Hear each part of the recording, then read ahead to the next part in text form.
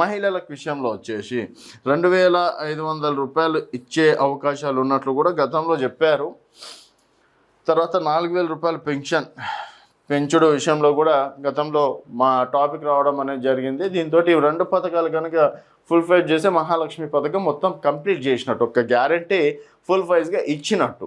మహాలక్ష్మి గ్యారంటీలో కేవలం free bus ఒకటే కాదు, మహిళలకు 2,500 రూపాయలు కూడా దాంట్లో చేర్చడం అనేది జరిగింది. మళ్ళీ 2,500 మహిళలకు ఇస్తేనే మహాలక్ష్మి పథకం కంప్లీట్ అయినట్టు.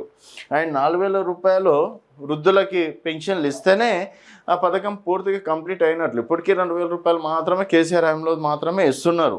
ఇవన్నీ పక్కన పెట్టేసి 5,000 కోట్లది గాంధీ విగ్రహం, సరే విగ్రహాలని మనకు స్వతంత్రం తెచ్చిన పెద్ద మనిషిని గుర్తుపెట్టుకోవడం తప్పు లేదు. బట్ అక్కడ ఆల్రెడీ గాంధీ విగ్రహం ఉండగా కూడా ఎందుకు ఇవన్నీ అన్నట్లు కూడా ప్రజల నుంచి వస్తున్నటువంటి క్వశ్చన్స్. సో ఇవన్నీ దృష్టిలో పెట్టుకొని ఈరోజు క్యాబినెట్ సమావేశాలు జరిగే అవకాశాలు ఉన్నట్లు కూడా తెలుస్తుంది. సో ప్రధానంగా ఈ 4 అంశాలపైన చర్చ ఉండే అవకాశాలు కనిపిస్తుంది.